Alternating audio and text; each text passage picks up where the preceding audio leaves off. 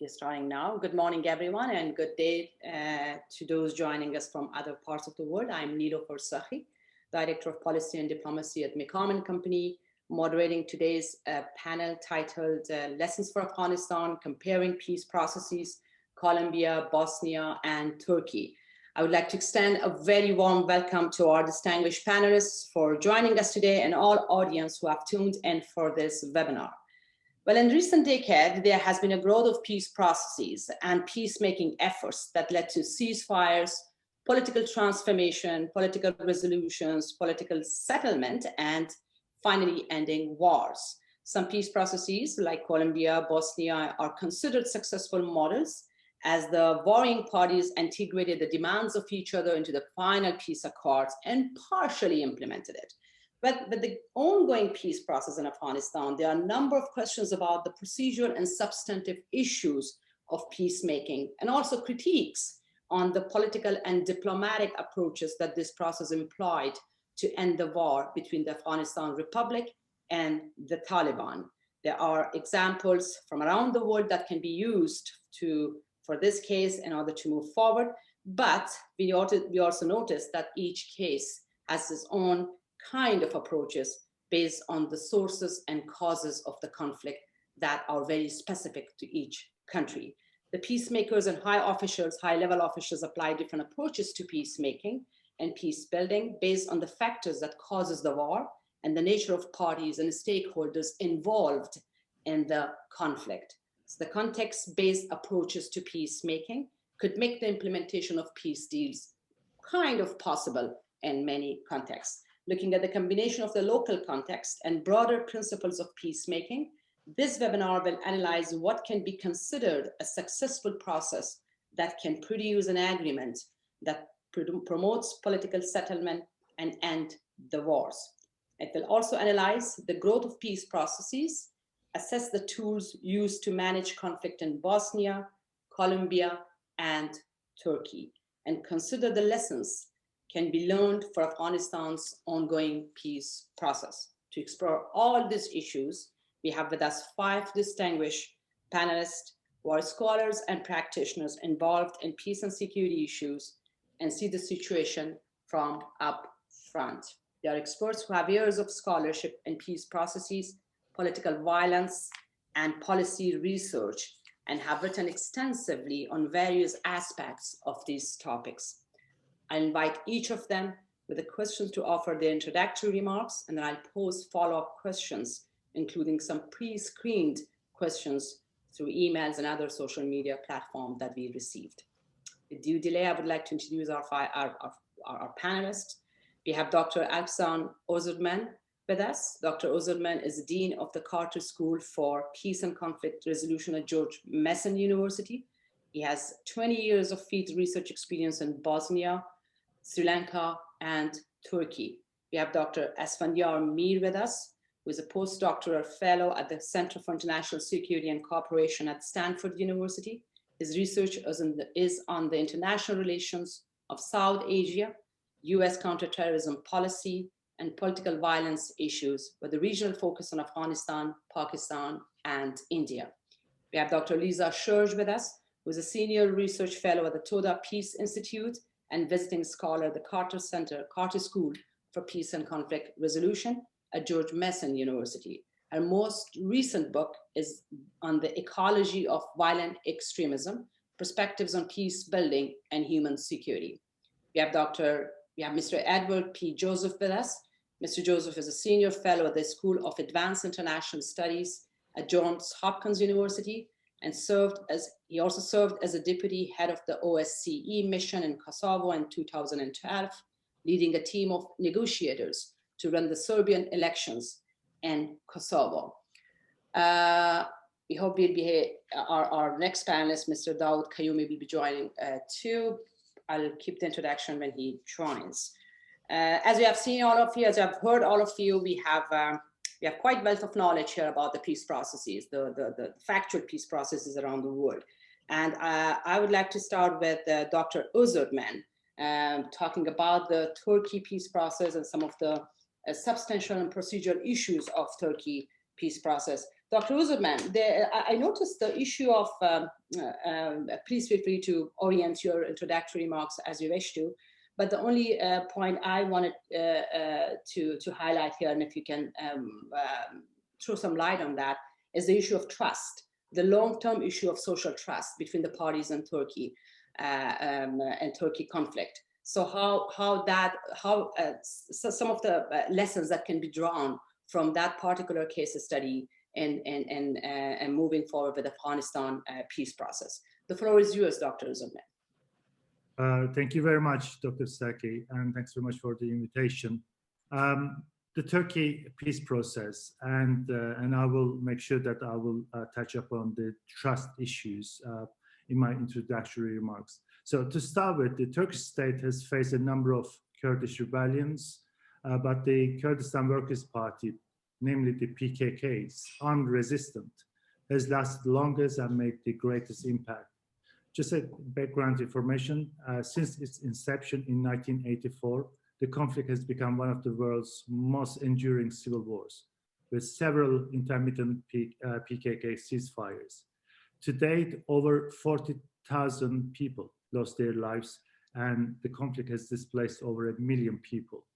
And it's estimated that the Turkish state spent around $15 billion a year for a period of 20 years. So this has been a hugely costly armed conflict. So with the arrest of the PKK's leader, Abdullah Öcalan, in 1999, in the early 2000s, there seemed to be a window of opportunity for some sort of peace process.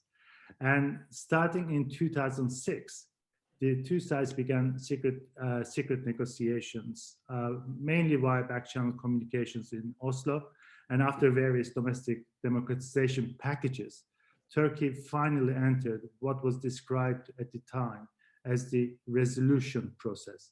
And I want to underline the fact that the state was very sensitive about what to call the process. They didn't want to call it peace process. They called it resolution process. And it's in fact a good indicator of the kind of the starting point at the lack of trust right at the beginning. And so the pre-talks as well as other developments throughout the process indicated that the resolution process wouldn't lead to a substantial settlement agreement between the two parties as we know it, but rather would focus on a top-down democratization process in Turkey, which would eventually pave the way for the accommodation of all minority groups in Turkey, including the Kurds. So the Turkey peace process or the resolution process is quite different than others, but it had some fairly typical components. So with that, with these assumptions, the pre-talks and negotiations usually revolved around the constitutional recognition of Kurdish rights and paid less attention to social transformation or reduction of prejudices between two groups. And later on, I can unpack this further, but probably this was probably one of the main failings of the process. It didn't really work on the social problems, the prejudices. It didn't really address the root cause of the conflict. It assumed that by democratization packages, the conflict would somehow be resolved, and that would be just a kind of like the perfect happy ending. But it didn't because ultimately the process proved too vulnerable to regional affairs and day-to-day domestic politics. In the summer of 2015, the process collapsed and armed clashes soon resumed. Again, as part of my introductory remarks, I'd like to point out that to understand the Turkey peace process, one needs to refer to Zatman's right moment, mutually hurting stalemate, because after all, I mean, that was that rightness. Yes, the parties decided to talk to each other, but that rightness really didn't yield a successful peace process. There were two main reasons for that. One is that the asymmetric power relations between the negotiating parties and trust plays a significant role in that. And also the two parties underdeveloped understanding of what long-term peace building involves. So this was like really less resolve the conflict, but that wasn't enough attention how to build peace afterwards. So from the beginning, that was that lack of understanding and appreciation of what this whole thing would be all about. So I would argue that that was really one of the main failures of the process, and this is why it came to an abrupt end. And rather than the resolution, I think the parties should have focused on transformation. So I'm referring to Lederach's understanding of how to deal with such asymmetric conflicts, particularly highly fluid asymmetric conflicts, because in order to talk about Turkey resolution process, you need to understand the regional context. For example, the civil war in Syria play a very significant role in this. The parties suddenly start to have a different understanding of the resolution process, and they want to reshuffle the cards with the Syrian context. And again, that's a very significant trust matter. And also what happened during that process is really important, because as most scholars agree that for any peace process to be successful, it really needs to address the underlying causes of the conflict in question. So this may be power imbalances, group level inequalities, or clashes between identities, whether these are ethnic, religious, or and cultural. This didn't happen in the Turkey resolution process, and it was overall an elite-driven political settlement exercise that didn't challenge structural inequalities. And ultimately, when you think about the structural inequalities, they have a long history, and some of the initiatives during this process, for example, the Wise People exercise, which started in 2013, they appointed 63 people, divided them into different groups, and each commission met with the public in order to write a report back to President Erdogan. But really, this was a water testing kind of exercise, and it was really to deal with the sensitivities that the Turkish public might have, not necessarily the Kurds.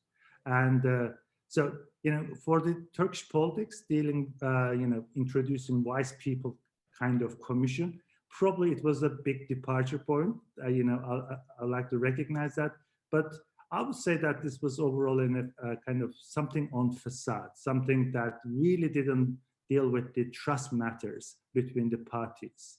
Kind of like it was an issue that the state wanted to be seen as doing something about that matter, but didn't really kind of address the matter.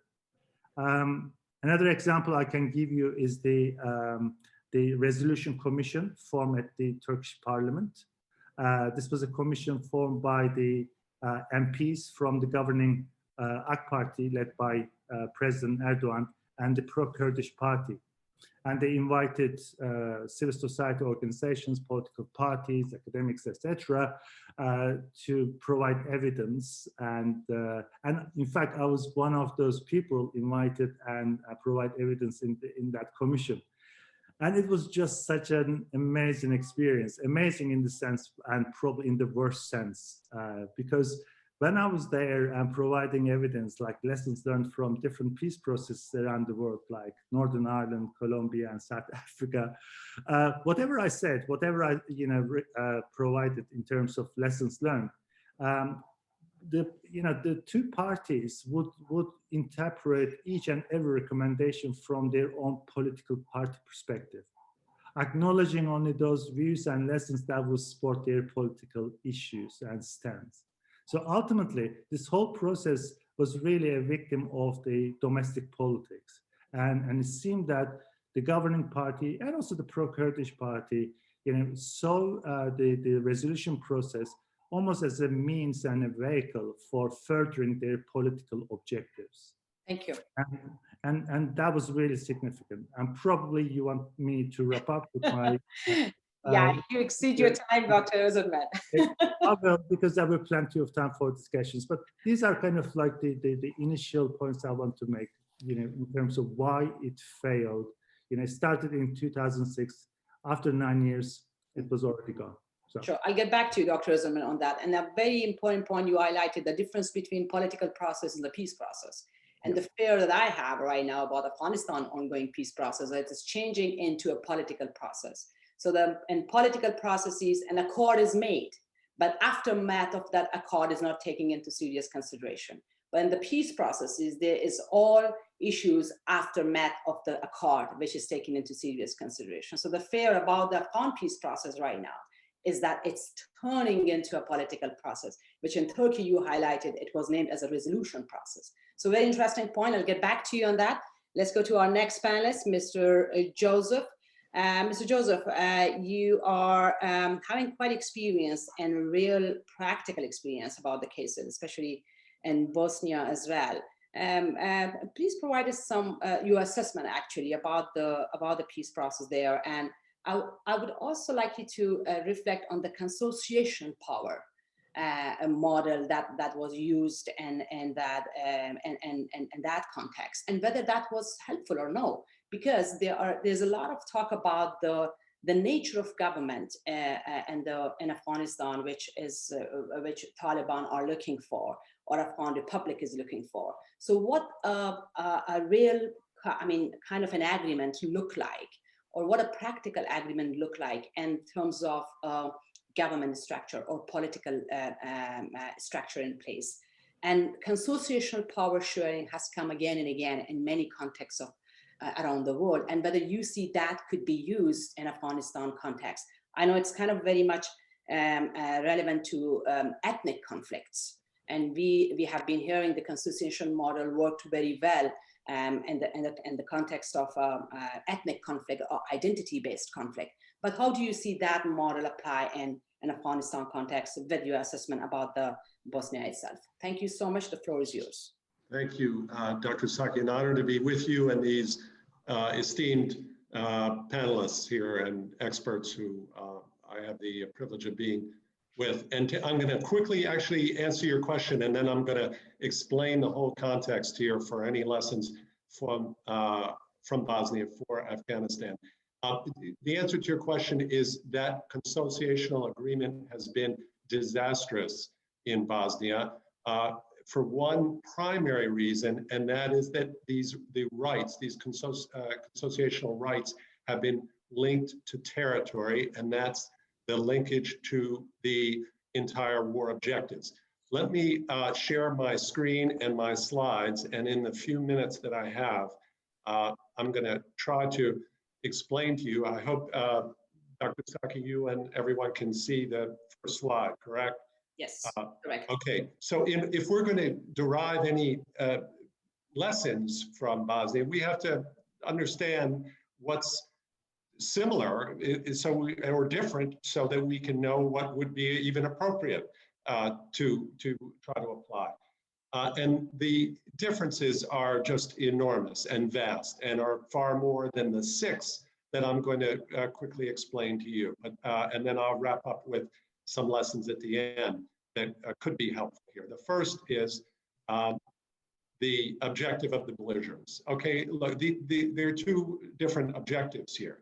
So the violence in Bosnia and in the Balkans, in principle, is ethno-territorial conquest. And the way you achieve your objectives in the Balkans is through violent expulsion, what we've known as ethnic cleansing. That was the hallmark of the war in Bosnia and in other wars in the Balkans. In Afghanistan, Dr. Saki, I'd defer to you and others. I had a quite interesting mission in Afghanistan in 2008, 2009 that took me and 2 colleagues all around the country. But it's quite different. The effort there is to subvert the authority of the state and overthrow it. That's what would be my impression. And so you have in Bosnia identity conflicts with a very clear ethno-territorial objective. Ethno-territorial, whereas in Afghanistan it's different. Identity figures into it in that Taliban are Pashtun, almost wholly Pashtun, but you have a split within the Pashtun. Not all Pashtun are Taliban, of course, and you have others. So you have a mix there, and that's quite different. In Bosnia and the Balkans, these are coherent identities. So even though there are some political splits in Bosnia, primarily in the Bosniak community, they don't pertain to the overarching question about the character of the state. They do not. So you have coherence in that. In an identity conflict with territorial, you have a very different challenge in Afghanistan, where the Taliban, it's a contest for the power and the ideology of the state. There's no ideological conflict in Bosnia. All of them largely share the same belief in the character of the state. It's who rules relative to the others. But in Afghanistan, it's not only who rules, it's the nature of that rule. It's the role of Islam. It's the many other things. So you have that's first and foremost, the objective of the belligerence and the nature of the conflict. Second, international authority. This is enormous for any lessons that you would apply. You have very high international authority context in Bosnia, and you have basically a trend to the opposite. So the peace agreement in Bosnia was achieved by military intervention, NATO and the US, and a condition of that agreement was acceptance of NATO peace force, still maintained now by a EU peace force. In Afghanistan, it's the opposite. The peace agreement with the Taliban is predicated on the withdrawal of US forces. This is the entire premise. So you're looking at a declining international authority. And again, Bosnia is in Europe.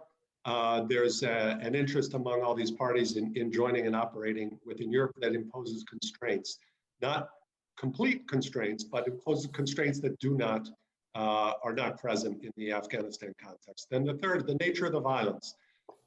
In Bosnia and the Balkans, mainly conventional warfare with violent ethnic cleansing siege tactics. Very important. Once the peace agreement was signed, completely pacified.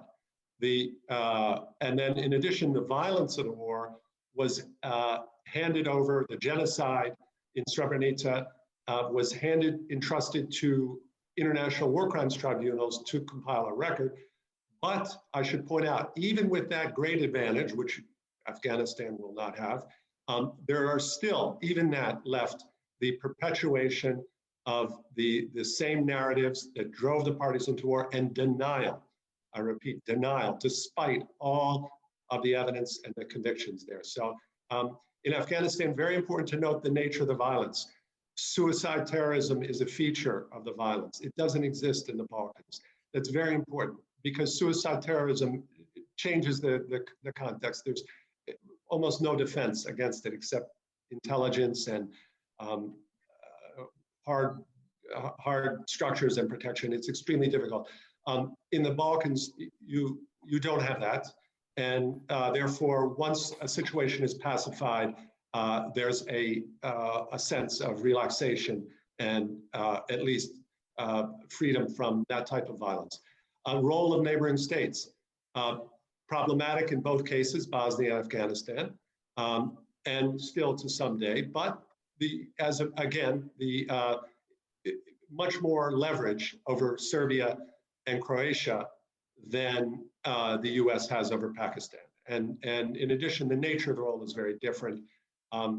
You do not have Serbia and Croatia fomenting and protecting a military insurgency in there the way you have Pakistan and the harboring of the Taliban there. So again, quite different, even though, yes, neighbors in both cases are problematic. And then the US interests, let's look at US interests and the state potential in both cases. US interest was in 1995 to end the war, and today continues to be to establish the functionality of Bosnia and its integration into Euro-Atlantic structures. What's the US interest in Afghanistan? It was and remains primarily counterterrorism. It was the attacks on it in 9/11 that attracted our attention. Yes, there's an additional interest to prevent the complete collapse of the Afghanistan state, but that's a secondary interest. And in terms of state potential, Bosnia, like other countries in the Balkans, has a pathway to NATO and EU membership. No such pathway exists for Afghanistan or any other country in the world outside of that part of Europe. So it's the inherent constraints there and advantages in Bosnia that do not exist in Afghanistan. Finally, the relationship of the population to the state. This is very important. Bosnia, you have in a post-communist structure high deference to the authority of the state. And where there is resentment about the legitimacy of the state, for example, corruption is plentiful in Bosnia as well. The reaction is not to join an insurgency, it's to leave. There have been some big public protests, but they've been very infrequent. The electoral system doesn't really channel this very effectively. And basically the population that is disaffected leaves the country. And that's actually, the authorities are welcome with that. In Afghanistan, you have different relationship completely of the acceptance of the population to the authority of the state. This is well known. Dr. Saki, I'm not telling you anything you don't know. The endemic corruption and the state ineffectiveness contribute to the insurgency. They benefit the Taliban and are exploited, and the people don't leave. They support the Taliban in some fashion. The Taliban benefits from this, and you have the conflict continues. And then, okay, so with all these differences, we have to factor that in. That's the first thing. We have to really be honest with ourselves that you're not going to draw that many truly valuable lessons from Bosnia for Afghanistan for the many reasons they're listed and summarized in number one. But among them, you still could benefit. Number one is to identify the driver of conflict with precision. This wasn't done very well in Bosnia. The Dayton Agreement was, as I mentioned to answer your question, Dr. Saki, at the outset, was drawn up in a way that completely misunderstood this. And the theory was, we will pacify the Serbs, the main belligerent, by giving them territory and all sorts of special rights. And that way they will relax and they will cooperate. The opposite happened. By giving them territory and rights attached to it, it contributed to the separatist effort. So to the extent that there's, but I'm not aware that there is in Afghanistan an ethno-territorial or component, it's a very bad idea. In the Balkans, it had the exact opposite effect. It perpetuated the dynamics of conflict rather than the opposite. And that's, of course, what you don't want to do. That's number three, is you want to find ways, and number four, ways of integrative characteristics of the state. Now, I put rule of law here because everyone knows that's a central point. But I don't know how you're going to do that now with declining international authority. So who is going to be the one to ensure that courts are set up in fair ways and are working in an impartial way, and there's transparency? I'm not sure how you do that. In Bosnia, you can still demand that. It's not been done very well. It's been quite ineffective given all the advantages, but you can at least insist on that and create that as a norm. Of course, very important, the constitutional framework has to be appropriate to the relationship of the population to the state. I leave it to you and other experts on Afghanistan to say whether the Bonn framework, that constitution, was appropriate for the Afghanistan context, whether the centralization of power in Kabul was appropriate or realistic. That's a critical question. Another good, valuable lesson is to hold elections in a manner and format that doesn't exacerbate the conflict. This was not done well in Bosnia. The elections that were held permitted the people to vote in their new displaced locations, and what that did was seal the ethnic division of the country that had taken place during the war. And then finally, another very obvious lesson is you have to isolate spoilers, including the neighbor spoilers. So one hopes that in the nature of a peace agreement that the Taliban accepts, that Pakistan becomes a non-spoiler and is somehow drawn into supporting it. And you hope that spoilers within the country are isolated, but without force or international authority to do that, you're dependent upon the Afghan central government to do that. And are the Taliban bought into this proposition of a shared rule, or do they want to achieve their objectives that I mentioned in the first slide, which is to overtake the state? So in conclusion, the lessons are quite limited, particularly given that the entire basis for the Afghanistan peace process is declining international authority. That's the only thing that drew the Taliban into the conversation and to begin with, is the promise that the US will leave. So how you can apply lessons from Bosnia when you have declining international authority puts a constraint. You can still, as I mentioned, identify a few of these about elections and trying to design the Constitution, but without international authority to do that, and again, the role of neighbors here could be helpful, it becomes much more of a challenge. Thank you. Thank you so much, Mr. Joseph. I'll get back to you about the role of spoiler plus shared power and overtaking a state notion by Taliban that you highlighted in your presentation. Let's go for our third panelist. Do you have Mr. Qayyumi now? Yes, I hear you. Qayyumi.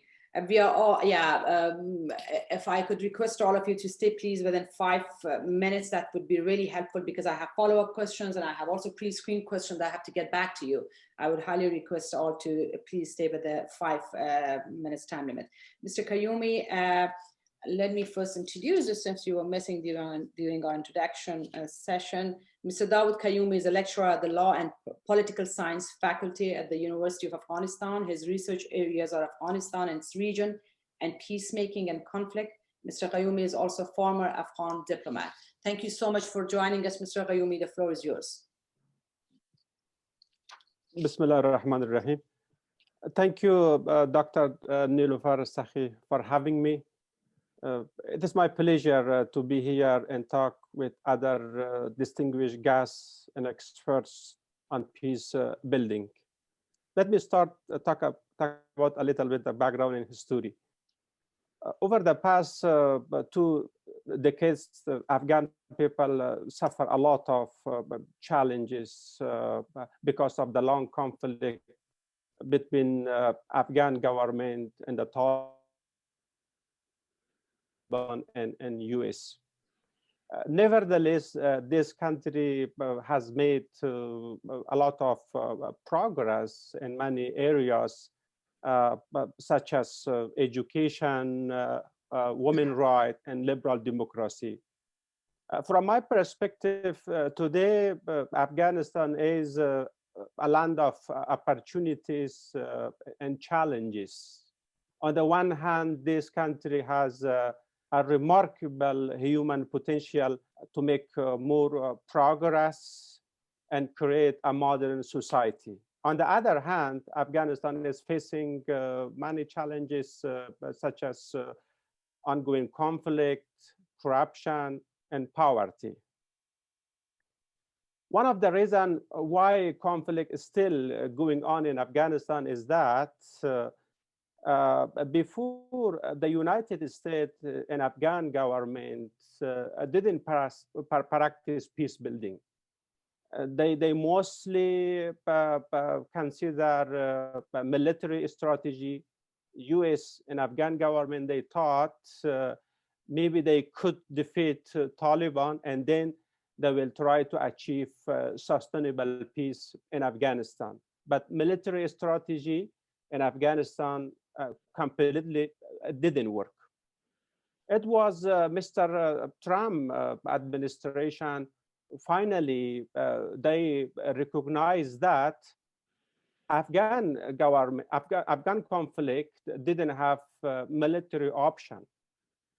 When it comes to stop the conflict, find a solution, it requires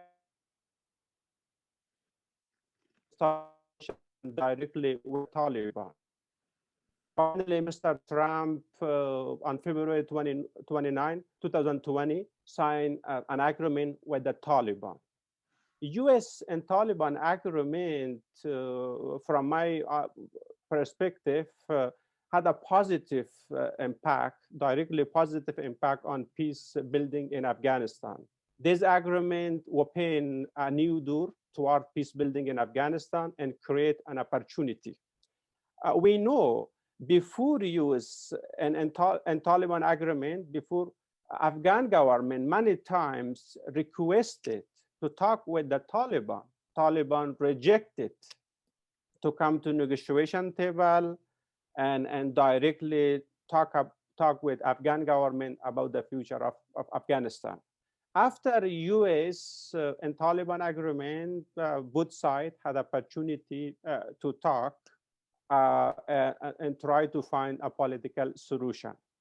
Now, of course, over the past 6 months, since September 12, 2020, negotiation started between Afghan government and the Taliban.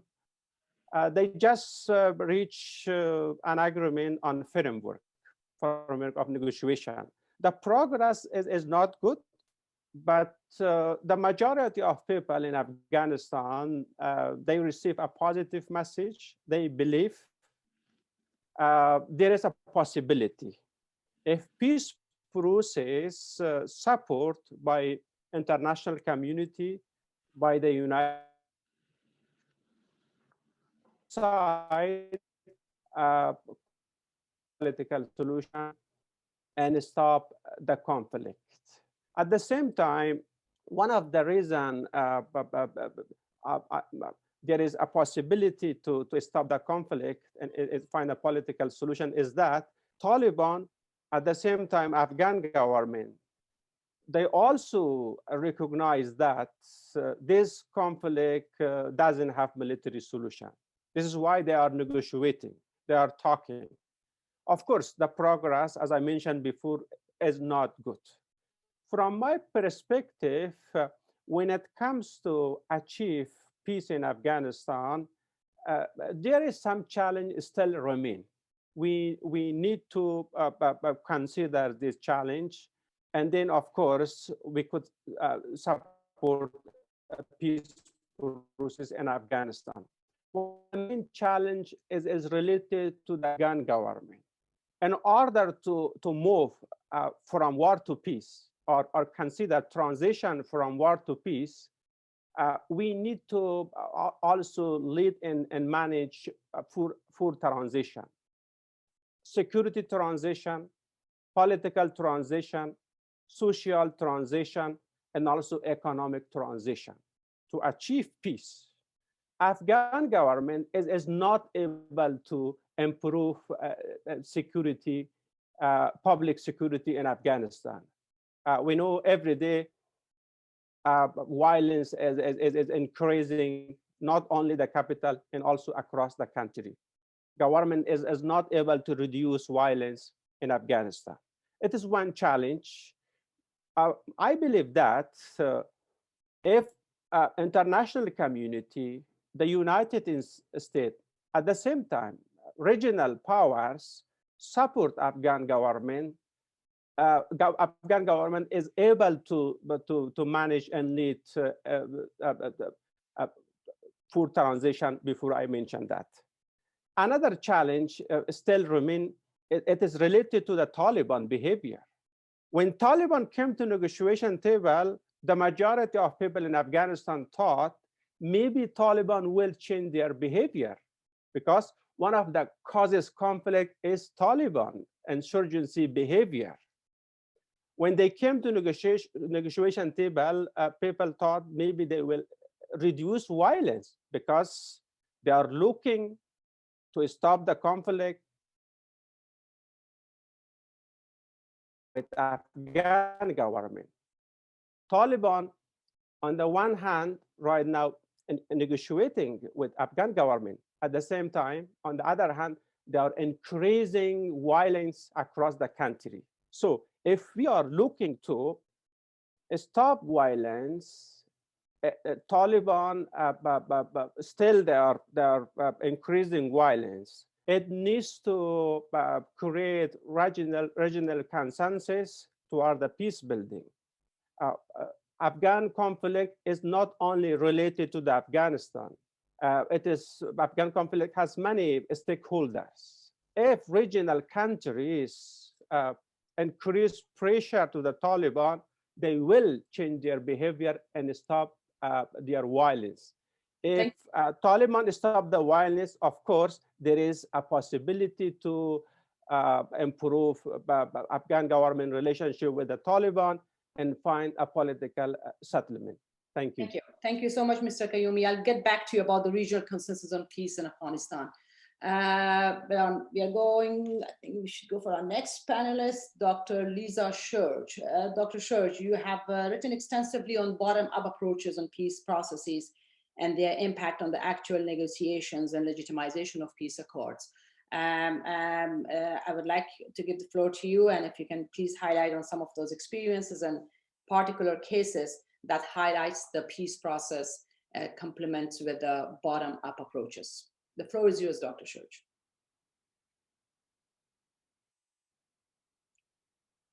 Okay, sorry for the muted. Now, can you see my screen? No. No.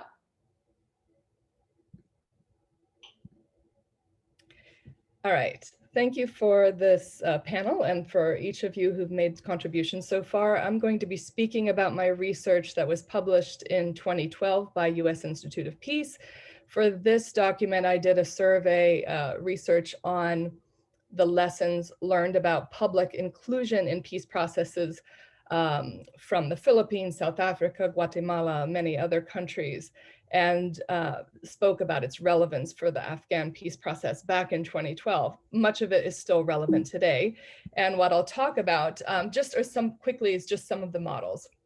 So what we've learned about peace processes is if the public is excluded, there is a higher chance that they fail because there's not the public support for implementation. And so over the last decade, there's been discussion about having more people at the negotiation table. This is sort of what we call a theory of change, just having more people at that table. Now that's complicated. It can make negotiation more difficult and slow. And so there's been an evolution of discussion about what are all the different methods for that public participation. So looking at having a relatively small number at the actual table, you want to think about second tiers and third tier processes for input so that the people at the table aren't symbolic. Women's leaders, for example, or civil society leaders, but they actually have consensus and negotiation happening behind the scenes that gives them the legitimacy to actually speak for much larger groups of people. So for example, in South Africa, which has now been adopted for the Colombia peace processes, you're thinking about the core negotiator having a second tier and maybe a third tier where there's a youth movement leader, a tribal movement leader, labor, teachers, etc., who are all feeding their policy position papers into that second tier, who would feed them onto the core negotiator. So this is sort of this layered model of behind the scenes negotiation, because what we have often found in peace processes is that the conflict within a movement is just as great as between the Taliban and the Afghan government, for example. So it's that behind the scenes peace processes, internal negotiation and policy discussions that are so essential. In the Philippines, and now it's being used also in Colombia, is this idea of an accordion consultation. So there would be rounds of public dialogue processes happening all over the Philippines that would feed into the national negotiation process. And really that sort of looks like an iteration, an accordion model where it's opening up to a lot of participation and then narrowing down to a small number of participants. There are a total of 8 different methods. I'm not going to go into these because we don't have time today, but track 2 problem solving workshops are also a method of specifically getting academic analysts and leaders involved in creative out-of-the-box thinking about how to solve the conflict. Research polling, this was done a great deal in Northern Ireland, trying to get public surveys. Now with mobile phone technology, you can be putting out public participation surveys about particular issues. So for example, it's not really a peace process, but in Taiwan, they're using social media very wisely to build public consensus about COVID-19 measures. So it's a little bit of a peace process of getting consensus for the Taiwanese public to wear masks, social distance, et cetera, through kind of this researching polling on social media that's been very creative and very effective. Interactive media, back in Rwanda, this was mostly about dialogue over the radio, but now really social media has taken over this space. And again, in Colombia, there have been a lot of public participation avenues for the peace processes on social media.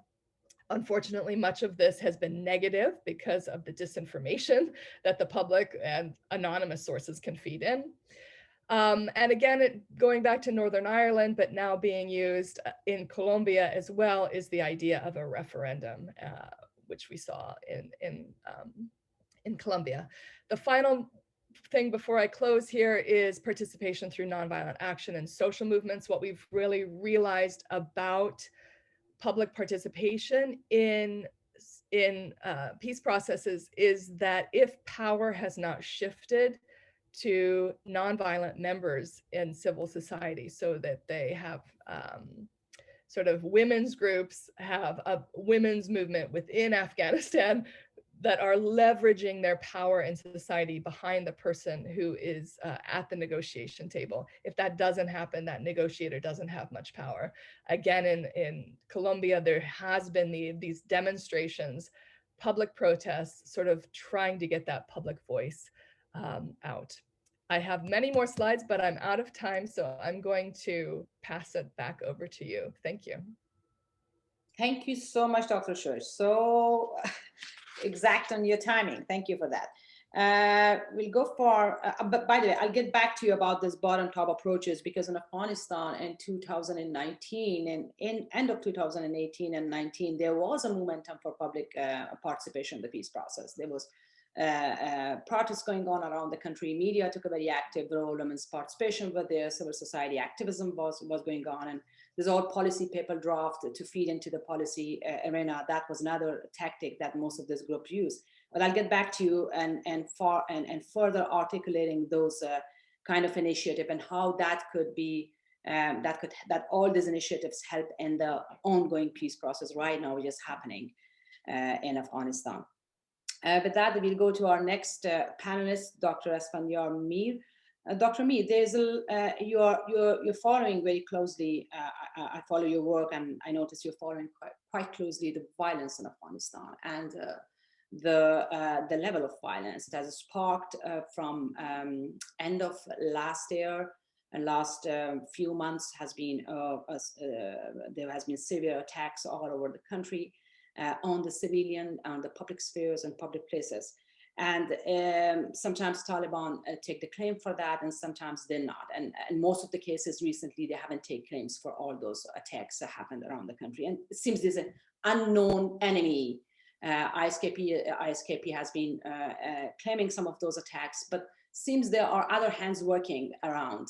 With that, I would like to know your assessment about the impact of violence on the negotiation processes overall, and in terms of Afghanistan, closely to that, and the factors that can change the calculus at the bargaining table, the factors attached to violence that can actually change the calculus at the bargaining table. Thank you so much, Dr. Mir. The floor is yours. Sure. Thank you, Dr. Safi, for having me today. Thank you to the panelists. I've learned from your remarks and looking forward to the conversation. So your question is about the bargaining process, how violence is being used for bargaining during this war. My comments are motivated by the literature on bargaining in political science and international relations. And what this research tells us is that most civil wars, which are able to end, actually end in a decisive victory of one side. Civil wars that end in negotiated settlements often see recurrence of conflict, and very few negotiated settlements actually succeed. So I think the empirical literature is in a distressing place. I think it tells us very clearly that peace processes where violence is used as a means of bargaining are very hard. Now, turning to Afghanistan specifically, I think the peace process there is unique. The war is deeply internationalized and complicated due to U.S. involvement and U.S. counterterrorism goals. I've spent some time thinking about comparisons, and really, I think as has been noted in the discussion already, there aren't that many good comparisons to the ongoing process in Afghanistan. I think the best comparisons we have are the 1973 peace accords between the US and the North Vietnamese and their aftermath, which was obviously not a good one from the perspective of the US ally South Vietnamese government. The Geneva Agreement, 1988 Geneva Agreement between then Afghan government and Pakistan with the backing of US and Soviets is another example which also didn't hold. Now, if we look around in South Asia, I think one could draw some inspiration from the 2006 Comprehensive Peace Agreement between the Maoists and the Nepalese government, which has held up. Or we can look at the 2002 ceasefire between the Tamil rebellion of the LTTE and the Sri Lankan government, which collapsed. And that conflict ultimately ended in a decisive military defeat of the LTTE by the Sri Lankan government. And that too, it took some years.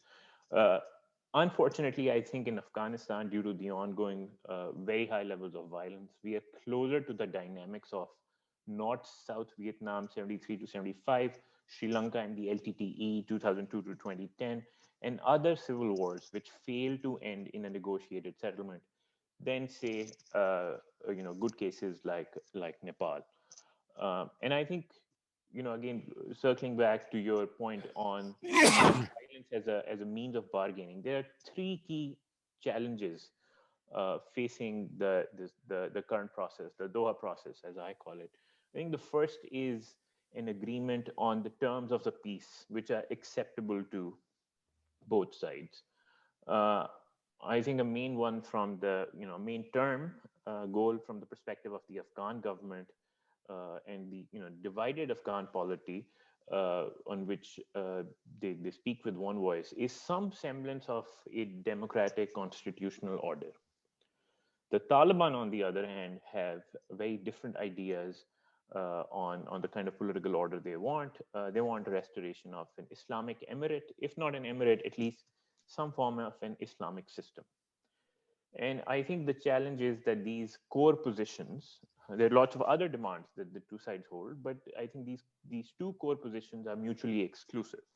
An Islamic emirate, as the Taliban conceive, can't be a democratic constitutional order, or vice versa. So one question that arises is, why are these two sides holding out these terms? I think there are many reasons for warring factions in civil wars to push for the terms they want. The main reason in this context is, I think, as Mr. Joseph noted earlier, I think this is what this war is all about. It's a political cleavage which predates even the US intervention. There are strong domestic constituencies on both sides pushing for their, for the term, for these meta overarching terms that they want to see achieved. The possibility that if one side compromises on this position, that it will lead to fragmentation of their domestic coalition is real. I think there are ideas on something more middling, but neither side is shaping its base to accept the middling option for now. Okay, turning to a second challenge, I think there's a question over the underlying power distribution in the country. I think the Taliban think they are ascendant and exponentially gaining power, so they shouldn't concede much, and their terms should prevail. And this is, I think, exemplified in the this mood of theirs in the current levels of violence, some of which they claim, much of which they often don't claim. The Afghan government obviously is in stress, but it doesn't agree with this perception or the argument of the Taliban. The big question now is on the U.S. government's withdrawal trajectory and how that will impact the Afghan government's overall power and also the Taliban's power. Conventional wisdom among important U.S. watchers is that as U.S. drawdown nears, the Afghan government will fragment. There will be defections and alignments, political defections, perhaps even military defections away from the current order. But we also know from when the Soviets withdrew in Afghanistan in the late 1980s, the communist order did not fold immediately. It proved to be a lot more resilient than people gave it credit for. In fact, it survived for 3 years.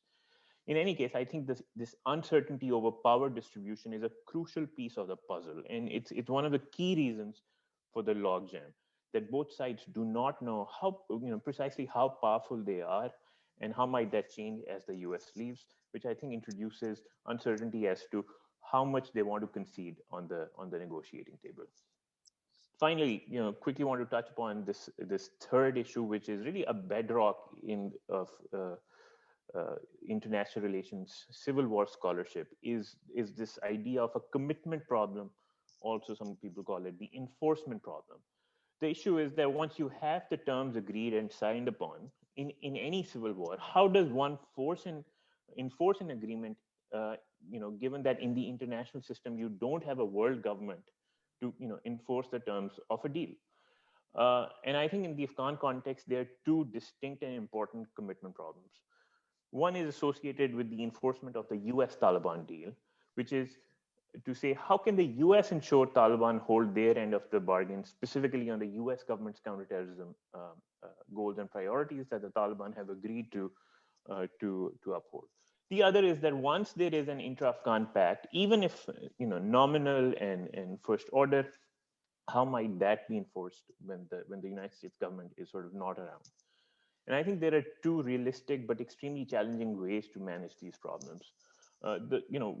One solution is that the US formed a coalition of international and regional players who punish both the Taliban and perhaps even the Afghan government on non-compliance of the terms that are agreed upon. So that would require the P5 at the UN for, say, punishment through UN sanction mechanisms, Pakistan, which remains the chief patron of the Taliban, and also the state of Qatar, where Taliban's political office is based. But let's take a step back from this proposal. It's a proposal which has been floated by some important people. I think people who are deeply involved with what's going on in both Afghanistan and in Doha. But here we're looking for a diplomatic agreement or pact, however soft, between 5 to 6 countries who in recent years have not gotten along, that they often sort of refuse to even sit down on across from each other. I'm thinking of, for instance, the United States and Iran. So it's a very tall order, and I don't know if the US government has the political bandwidth to broker such a complex multi-nation pact. We will see how the Biden administration approaches this. A second way, and just to wrap up here, is through Pakistan. So much like the multi-country approach, the idea here would be to punish the Taliban by persuading Pakistan to cooperate on the terms of the peace. I think on this, the US has largely failed for much of the war. We have to see if the US government has a Pakistan policy in store to sort of tweak Pakistan's political calculus on the Taliban. For now, I don't see that policy, but maybe that can change. Maybe the Biden administration would surprise us. Yeah, that's Thank you. Thank you so much, Dr. Ming. Dr. Mir, you have unpacked many topics and issues here, and we have half an hour, and I would like to focus on the way forward. There was an explanation of the cases so far. Let's talk about the way forward, and we have questions also in my list that most of our participants are interested to know about the way forward, lesson learned from the cases that you explained, and how to move forward with that. There was you raised the issue of concessions, Dr. Mir. So a question for all. What all these lessons about taught us actually about the key determinants of negotiating party flexibility on core interests when there appears to be such a divide on the very need to make concessions? So what we can learn, I mean, what these lessons actually, or these cases taught us about that particular aspects of concession. Mr. Joseph, do you want to start with? Thank you, Dr. Saki. Actually, I think Dr. Mir summarized the situation with those two options that he created very well. I mean, if you look at Bosnia, again, it boils down to, if you think of those two options that Dr. Mir mentioned at the end, they boil down to one word: leverage. Yeah. Leverage over these combatants, over these belligerents. We have to remember, people are in conflict. They're fighting. There's a reason that they're fighting, and they're using violence. And the act of using violence, when people are killed and maimed, it itself hardens. It makes it harder for them to resolve the underlying differences. So conflict is very difficult to resolve. And Dr. Mir underscored the essential elements of trying to do that. And they require leverage over the parties to the peace agreement. And I'm summarizing here, so forgive me, Dr. Mir, if I'm not doing it accurately. But he's talking about leverage over the parties to abide by the terms of the agreement, and leverage over the outside actors to also act in such a way. And in Bosnia, you had that. You had all of that in Bosnia. And we failed in Bosnia. We squandered that in Bosnia. All of that leverage that we had, we squandered it on a very bad peace agreement, a peace agreement that was based on appeasing the main belligerent by giving them territory. So if you would apply that in the Afghan context, I don't know if the Taliban are even interested in some territorial solution. I don't believe that they just want Kandahar and Helmand or certain provinces. They want control of the country. And so it's in the end, it's the source for leverage. Without that, the design can help, and the design of this, the design of the Constitution, the sequence for elections, that matters, but they only matter really if there's fundamental commitment to that endeavor. And in Afghanistan, again, it's all premised on the weakening of the U.S. presence. So it's I agree. Dr. Mir is also mentioning that potentially, the U.S. could still be playing some political and military role. But once you remove that, and you're left with the peace agreement itself, yes, its design matters, but what matters even more is leverage over the parties to respect those. Yeah. Thank you. Dr. Church. I don't actually have anything to contribute to that particular question. Okay. And what about the overall people's participation that you highlighted before, Dr. Church? How that's going to play a role now at this stage of the talks when it's getting so political? You are following that. It's getting so political. It's an elite-based approach to peace process, as Dr. Özerdem mentioned in his talk. So how do you see that aspect working better now in this kind of context? So what happened in Guatemala and other countries is civil society just started organizing on themselves. If they weren't going to be included, that you go ahead with civil society, you organize policy discussions, roundtables on a variety of different topics, security sector reform, DDR, etc. What I've talked with Afghan experts on in Kabul is doing that now. So just not waiting for the inclusion, just providing spaces for civil society to have those discussions. And I have seen civil society in Afghanistan sort of hesitate on that, waiting for the invitation, waiting for the opening from the US or their own government. And I think what we've learned from the other processes is civil society needs to just go ahead. If they're not being included, go ahead, organize things, come up with your own white papers, get those creative options that you can see maybe from a civil society perspective, get those on the table, and then push, then you create the civil society movements behind those particular ideas. Thank you. I have a question from our participants for Dr. Özerdem about the issue of trust again.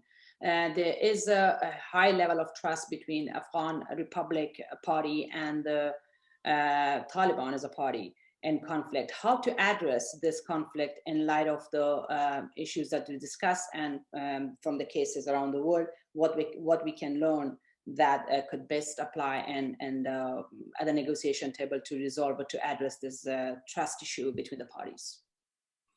Well, Dr. Saki, in a context like Afghanistan, with the conflict since 1979, with kind of different stages of the conflict, talking about the trust itself is a miracle. And especially between the parties, the government and the Taliban, and their particular interests and what they want to get out of this process. And so how authentic they are with their interests with some sort of settlement, I think is what really needs to be questioned. And if that is the case, what really drives them, motivates them. And so if you kind of pass through all this kind of litmus test stages, then yes, in terms of lack of trust or the absence of trust, certain things can be undertaken. And, in other peace processes, when we look at the existence and effectiveness of confidence building measures, they tend to be one of the key decisive factors in a way, whether peace processes fail or succeed. So they are really important. And as Dr. Serge talked about earlier, the engagement of the public, and if you just think about the Lederack's pyramid of actors. So right now in Afghanistan, it seems that the process is between leaders, is elite-driven, as you mentioned. So how to engage middle and grassroots levels will be the key issue in that confidence-building measures. And within that, whether or not civil society is controlled by these different actors is really important. I agree with Dr. Serge that those activities are really important, and that the civil society should go ahead with their own activities. But what we learned from Turkey is that you could have a portfolio of amazing activities by those middle level and grassroots level actors. They do a great job, but they are not really taken seriously. They are not really being included in the process. They are not really becoming a factor in the process. And I think that's the missing link. So with that, I think in the context, like the other panelists mentioned, the level of engagement and supportiveness by the international community becomes really important, like the third-party engagement. So within that, if there are issues around confidence building measures that could be really meaningful, I think what we need as the international community, put our backing, our support to those initiatives, but really then make them meaningful in terms of what they would contribute to the decision making between the leaders. So I think, in short, what I'm saying here is that the problem is really the missing links between those different levels. There are activities between middle level and grassroots levels, but we are not able to push them up in that leveraging, as Edward was talking about earlier. We are not able to make those connections. So they're almost like silos. So hence, You can do amazing work for trust building at the grassroots level as an NGO, as a civil society organization. But what that would mean for the final settlement, right? So I think these are the issues that we need to be concerned about for the process in Afghanistan. Okay, thank you. Thank you so much. I have also questions about ceasefire, and then, by the way, I have many questions. I try to compile all. So I have a question for Dr. Mir and Kayumi about the ceasefire, actually. How it impacts the bargaining, and whether ceasefire is a good move at this stage, whether it's possible. Your assessment on this, please. Dr. Mir, we'll start with you, and then we go to Mr. Kayumi. Sure. So the issue of ceasefire is very contentious. I think one could say that Special Envoy Khalilzad for Afghan peace, U.S. Special Envoy, has done a reasonable job pushing all of these warring factions and parties to the negotiating table. But where he has really failed is on the issue of ceasefire. He's not been able to obtain a ceasefire. I think his team pledged that, and the inability to obtain a ceasefire is really bearing on the on the trajectory of the peace process. And I think it is creating a lot of trust issues.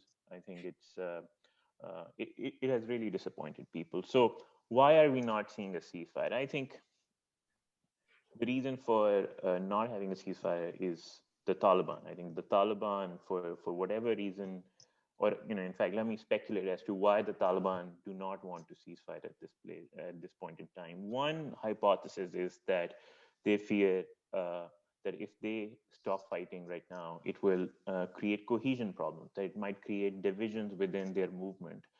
That there are some kind of divisions within the political and the military wing of the movement. That's one explanation. Another explanation is that, in fact, it's a unified decision of the movement that their source of leverage is violence. That if they stop violence right now, their leverage in Doha is going to drop, and that they need to maintain high levels of violence in order to ensure that the U.S., which is tired of this conflict, is in the process of pulling out, actually pulls out. That the U.S. should not get comfortable with low levels of violence. I think those are sort of the two major explanations as to what's going on. The third explanation, which is more cynical one, expounded by I think fewer people, still an important set of people, is that the Taliban are not interested in peace. That they are in fact using violence to hollow out the current apparatus in Afghanistan in a bid to take power militarily by the time the U.S. sort of pulls out. So it's a contentious issue. Again, I think it really comes down to the U.S. The United States government has the most ability to shape the incentives of both the Taliban and the Afghan government in stopping the violence. For now, the U.S. government has failed to coordinate, align its policy chips in a way which would sort of convince these parties, and especially the Taliban, to stop violence. Thank you. Mr. Kayumi, please. Could you please repeat the question? The impact of ceasefire on bargaining, on negotiation. Thank you. Let me first talk about why still Taliban increasing violence with Afghan government find a political solution.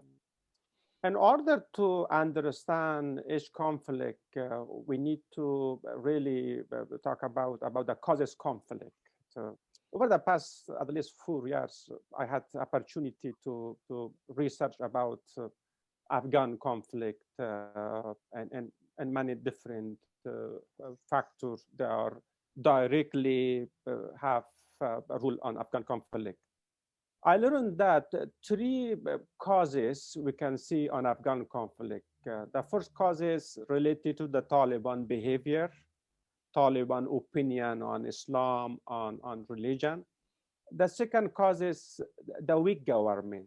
government is right, as I mentioned before, right now is not able to improve public security. And another cause is related to the regional powers involvement in the conflict.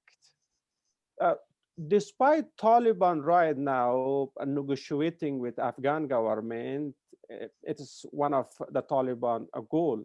If they could find a political solution with Afghan government, it is one of the Taliban goal. At the same time, Taliban also is looking, they're waiting. For example, if the United States withdraw from Afghanistan, they will try to collapse the government. They will try to achieve their goal by military option or military strategy. This is why Taliban still didn't stop the violence. When they stop the violence, it means it would create a new opportunity toward the peace. It's possible to stop the conflict. Another reason, if we are going to stop the violence in Afghanistan, we need to increase to the Taliban. We need to increase pressure to the Taliban. Afghan government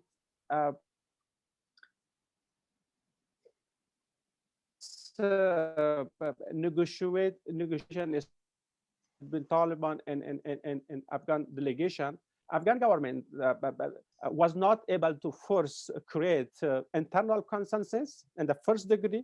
The second degree, Afghan government was not able to create regional consensus. United States also, Mr. Trump administration also was not able to create regional consensus. If we are looking to bring some change, it needs, first of all, Biden administration and consider a new policy, not only toward Afghanistan and also toward the regional countries. If Mr. Biden administration improve its relationship, at least with 3 regional powers, such as China, Russia, and Iran, there is possibility to create regional consensus and put more pressure to the Taliban. Of course, they will change their behavior, reduce violence, and there is possibility to formulate ceasefire. Thank you. Thank you. So you're really focusing on the regional consensus to an organized platform, not ad hoc meetings between the leaders. What I got from your presentation. Thank you so much, Mr. Kayumi. I have another last question, and then I give time for your closing remarks. I read this. In Afghanistan, the incumbent state power appears to be losing any power asymmetry advantage it once had, leading up to and throughout the intra-Afghan talks. How much does this disadvantage the Afghan Republic, and what would one expect to see in terms of costly concessions on their part?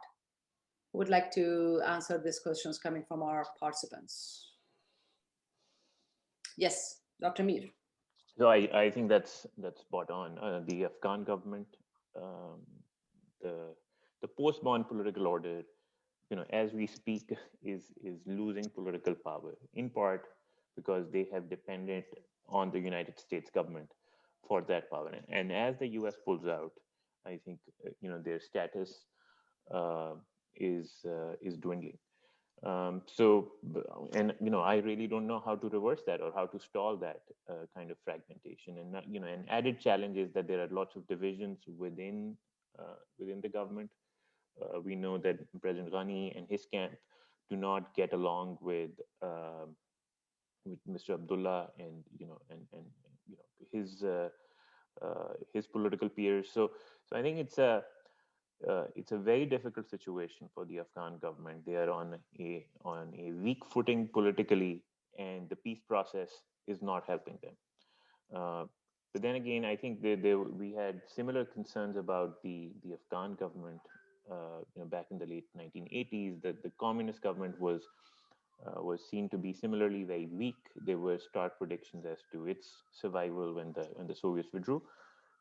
but it survived for another 3 years. Though in the end, the outcome was ended up being pretty bad, but it did survive for 3 years. So I don't rule out the possibility that once the US pulls out or further reduces its presence, the current setup in Kabul will show more resilience than people are giving it credit for. But again, I think that you could argue that I'm wrong on that point. That in fact, the current dispensation is much weaker. Thank you. Any other points wants to share anyone on this particular issue of concessions? I'll just note that I think, the issue for Afghanistan and many other countries is this Western style state system possible, feasible? Can we think outside the box for different governance arrangements, given the long history of the questioning of the central state and the very strong tribal and religious power systems and governance that exists? I think we just constantly are thinking in a very limited box of what can work for this government. And I think until we allow ourselves to think more broadly and creatively about governance, it's the same issue for Israel-Palestine with the 2 states and the 1 state. We have to get ourselves out of that very limited state system, I think. Thank you. Dr. Özerdem? Sorry. Yes, well, in addition to what the other panelists mentioned, I think to expand the frame of resolution to transformation would be good, especially in terms of what Afghanistan is going through at the moment. And I think the question is always for me is what's going to happen after resolving the conflict in terms of a settlement, a political settlement, right? In terms of the kind of like the short-term needs versus long-term vision. Do we have a long-term vision for Afghanistan when we are talking about settling the conflict at the moment, political settlement? I think that's really important because that really needs to shape what's happening right now at the negotiation table. And the kind of while broader structural change is envisaged, like the political process and set in motion. Some of the most critical issues like the political economy of conflict and political economy of peace need to be borne in mind. I know probably, when you are talking about, the sort of the key activities of peace process, they may seem as like, far-fetched, like too long-term. But in my experience, most of peace processes fail because we don't think about those issues, early enough. Because let's face it, we operate with a 40% of, success rate. Most peace processes fail in the first 3 years. That, it's just like in Afghanistan, all these efforts taking place right now, for them to be sustainable, I think you really need to bear in mind that long-term vision. And this could be my final remarks, is that the importance of doing this simultaneously at numerous levels of society. I cannot emphasize that strongly enough. I think probably this is going to be, again, in the case of Afghanistan, like many other places. If we are going to leave this to the leaders only, I'm afraid it's going to fail. I can tell you that, unless we really reach out to different levels of the society. We've got to learn this lesson, really. Again and again, it comes back to us. So right now, what's happening in Afghanistan with the resolution process, right? Are we engaging the public, the different segments of the public, but in a meaningful way? I think that's the question we need to ask. If not, all they stand is just like keeping us busy, makes everybody kind of like doing something for peace, but ultimately, it's likely to fail. That's what I want to say. And thank you for your concluding remarks, Dr. Özerdem. You highlighted very nice point. The peace industry should treat peace differently. It shouldn't treat it as a political deal only, but as a transformative process and as a resolution where it can change to a better end rather than a timely focused agreement which will its applicability wouldn't be in place. So thank you so much for highlighting that. With that, I'm gonna start with the rest of the panelists on their concluding remarks. We have a few more minutes. Any concluding remarks at the end you want to make? Let's start with Mr. Joseph.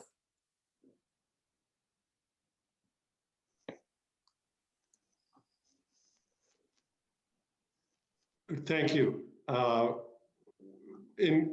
My conclusion would be to simply be entirely realistic about the nature of the conflict in Afghanistan and the limitations and unfortunately the lack and diminishing international authority, and which in the end the onus is even higher on understanding the precise drivers of conflict in Afghanistan, because there's no room for error or imprecision without absolutely precise understanding on what it is that is driving the conflict, and then designing what emerges, whatever the peace agreement emerges around that. If there are flaws, as there were in Bosnia, terrible flaws, there will not be the international authority to at least keep them from resumption of fighting. So that would be my main conclusion. Please. Thank you so much, Mr. Joseph. Dr. Church? I'm in agreement with that. I think it's a very difficult situation now. There's not a lot of hope. I hope we have explored a few avenues out of the smaller box that we have been thinking today. Mm-hmm. Thank you. Dr. Mir?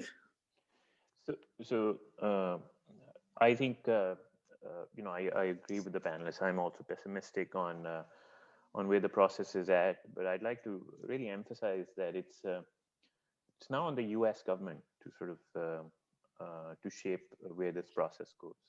I think the US government can behave in ways in which the current process can altogether collapse rather swiftly.